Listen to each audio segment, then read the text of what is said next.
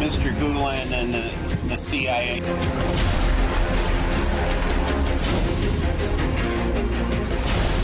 Amerika Birleşik Devletleri Gülen'in okullarında ajan mı yetiştiriyor? The Gülen Organization. Gülen'i Amerika'da kim koruyor, iadesine kimler karşı çıkıyor? The government of Turkey might seek to have Mr. Gülen. Amerikan Ulusal Güvenlik Ajanı Vayne Madsen konuşacak, yer yerinden oynayacak.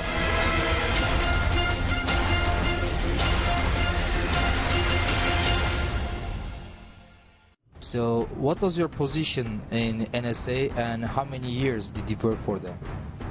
I was a lieutenant in the U.S. Navy stationed at Fort Meade at the NSA headquarters.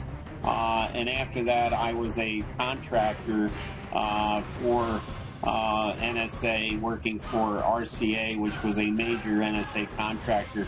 So my relationship with NSA was in around 3 years, 3.5 years or so.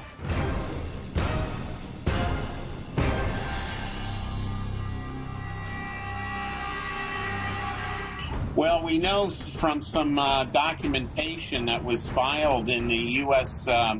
District Court for Eastern Pennsylvania and Philadelphia a few years ago, when there was a move to remove Mr. Gülen's residency permit, that two employees of the CIA were said by Justice Department prosecutors to have interfaced with the court to protect Mr. Gülen, and he has been pretty well protected in his exile in Pennsylvania ever since that intervention by the CIA in hearings on his deportation status, or his immigration status in the United States, I should say. Who is protecting Fethullah Gülen, CIA? Well, yes, there was a relationship, obviously, between Mr. Gülen and the CIA, but more recently, especially after information surfaced that the government of Turkey might seek to have Mr. Gülen extradited for some charges he's facing in Turkey, it came to my attention that Mr. Gülen has quite a phalanx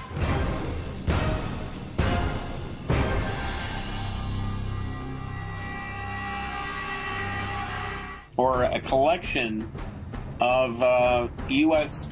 congressmen on his side, members of Congress in the Senate and in the House of Representatives, and I've been told that that the number is 50.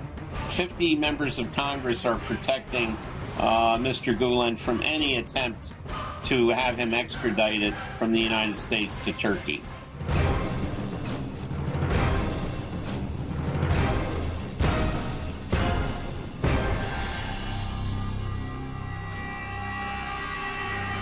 First, do you know who are these congressmen? The 15 congressmen, do you know the names? Yes, many have shown up at seminars sponsored by the Gülen organization. They include the two Pennsylvania senators, Bob Casey, Democrat, and Pat Toomey, Republican.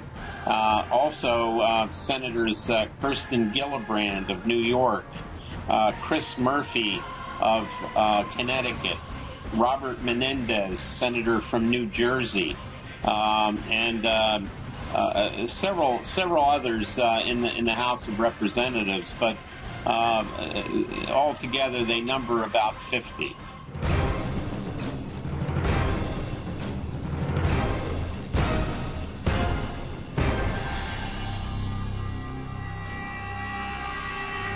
Well, we have to recall that Graham Fuller, and I have documents from the Central Intelligence Agency that were released from the 1980s, basically stating that Graham Fuller was the right-hand man of CIA Director William Casey.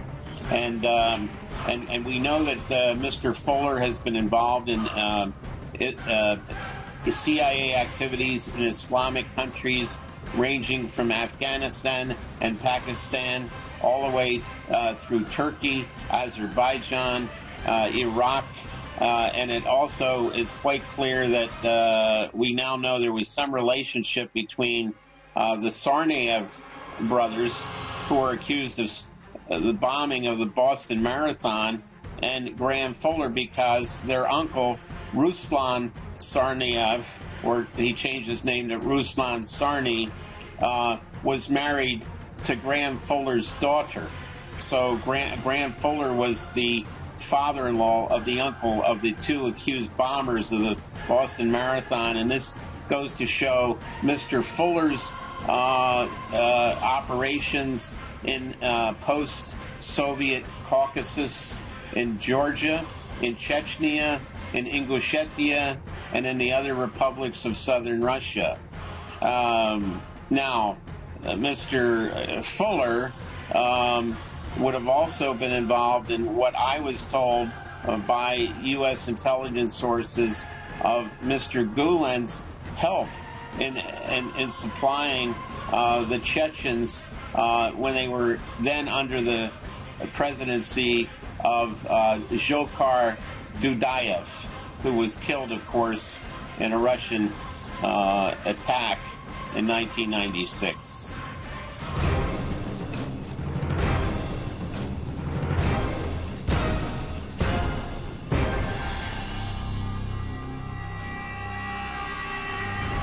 Well, Mr. Gülen, of course, represents a perceived moderate Islamic tendency.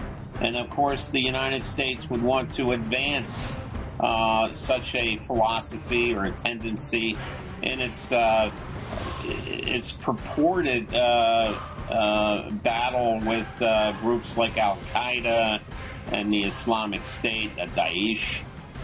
So it makes perfect sense that for example, with the collapse of the Soviet Union, that a moderate would have influence in the former largely Muslim republics rather than, say, the Wahhabists or Salafists from Saudi Arabia. So that would be the interest, at least on the surface, of the CIA's interest in supporting and making an arrangement with Mr. Gülen.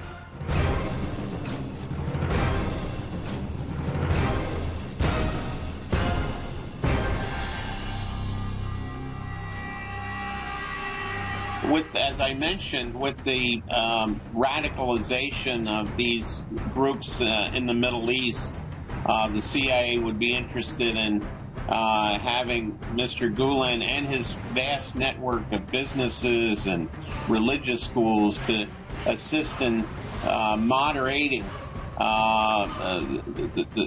the Islamic outreach that we see in various countries, including in Central Asia. So that would be the number one interest. He would open doors into places like Kazakhstan and Uzbekistan and other countries where he's active, including, I should say, countries in Africa that have significant Muslim populations, where the Turkish government has also been very active in trying to make inroads.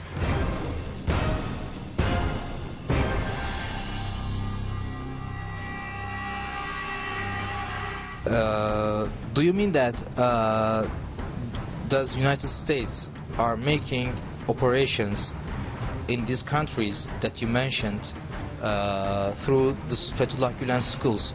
Is that what you mean? Well, I think partly, yes, that the schools are helpful in identifying recruits. The CIA has often used religious groups to gain influence and to recruit agents. They've used Christian missionaries all over the world. They've used Buddhists in countries in Asia. The Dalai Lama himself, the head of the Tibetan branch of Buddhism, himself is a known CIA asset and has been for decades. So using religious figures, or whether they're religious or lay officials, is something that the CIA has used for a number of years, including using the Vatican Bank to launder money for operations in Latin America. This comes as no surprise. The CIA has been using religious figures and religious groups since its very founding in 1947.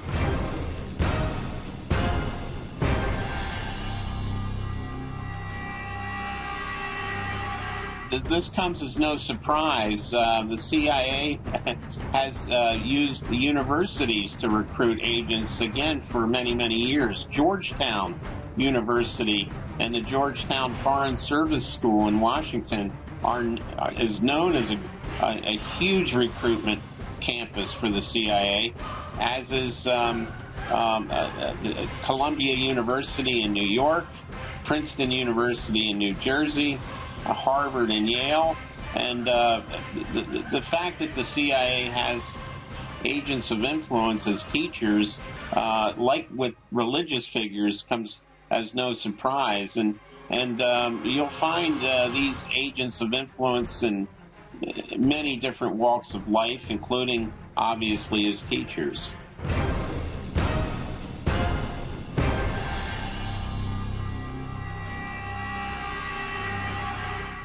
Countries around the world have made visits to U.S. embassies and have talked to the CIA, their politicians, their businessmen, their even journalists. Many journalists also have relationships with the CIA, and it doesn't mean that people like Mr. Gülen was set up by the CIA, but certainly he's maintained a relationship with them. I'm often reminded that when Ayatollah Khomeini flew from Paris back to Iran, when the Shah fell, half of the people on Khomeini's plane were said to have been CIA agents. So you'll find these people in almost any place of interest.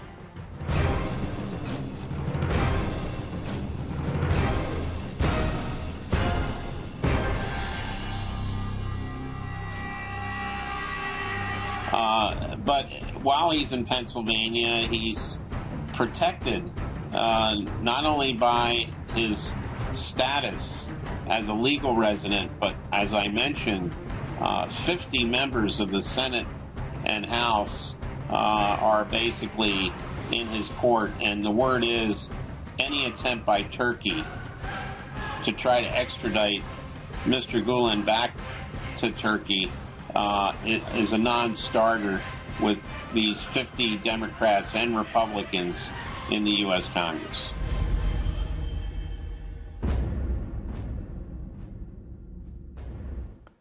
Şimdi Ergün, biz bu röportajı Perşembe günü saat 5 ile 7 arası yaptık. Röportajdan çıktık ve internet siteleri, haber